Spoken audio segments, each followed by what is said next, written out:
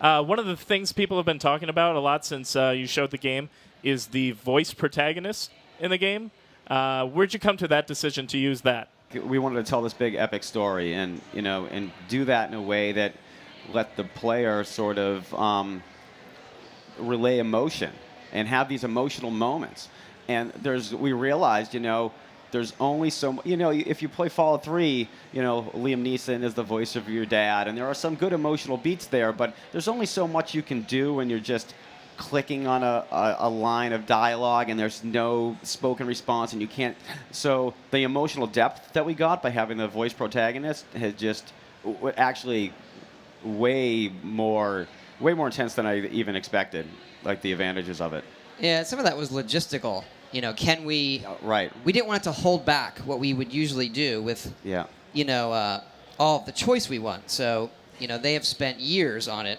Each of them have recorded over 13,000 lines, and also we found, two great voice actors for the male and the female players.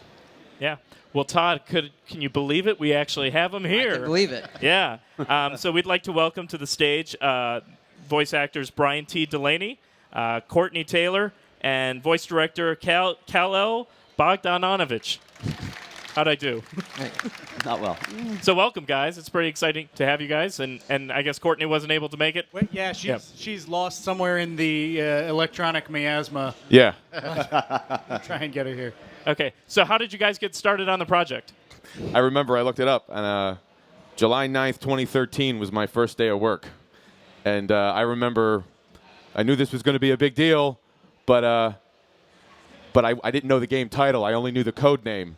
So we show up, and I do the first line, which happens to be War Never Changes. And I say, Cal, just can you tell me what the name of the game is? And he says, well, yeah, it's, the line. Right, the line, of course. Stupid. Yeah, I know. I didn't. So when he told me and the scope of the game and what they were doing and what Todd and the team were doing, it kind of blew me away, even more so than when I first found out I booked the job. So it's pretty cool. Cool. What are some unique characteristics of working on a project this massive compared to other things you've worked on? The number one difference between this and the many other games that I've worked on is the amount of time and care that has gone into the writing and then the recording of this material. I don't know how much you guys know about this, but in a lot of other games, AAA games, they'll wait till like the last month or two to record everything for the game, and it's a huge rush, and sometimes you're doing like 100 lines an hour, and it's nuts. To have had the artistic luxury of being able to work on this with these two, unfortunately Courtney's not here, these two incredibly talented actors for as long as we have, almost 3 years, definitely 3 by the time it launches, is just, it shows an attention to detail and a respect for the material and for the audience that you just don't see elsewhere. It's really extraordinary. Yeah. And for you guys, what's it been like working with them? Awesome. It's, again, that goes back to, if we're going to really do this the way we want, we need to logistically figure out how we can record voice for 4 years. Yeah. And so, Cal came in early. We did some, there's some performance capture we do in the game. So there's that part of it as well. And we were anxious, about having a voice because it changes, how do I feel about my character? And when we heard Brian and Courtenay, and we obviously, we auditioned a ton of people. I don't know if you know how many. Yeah. Oh, yeah. It was, oh, yeah. Get out, really? Oh, yeah. So you were number one. And we'd have team voting. So we would put up various pictures of different character faces and make everybody in the team, everybody in the team listen to them. And because sometimes you get a good voice, but he doesn't feel right to everybody. And it was like Courtenay! Taylor! Courtney's here. Yay! Courtenay Taylor. This was a late idea, by the way. Everybody you should come. It'll be great.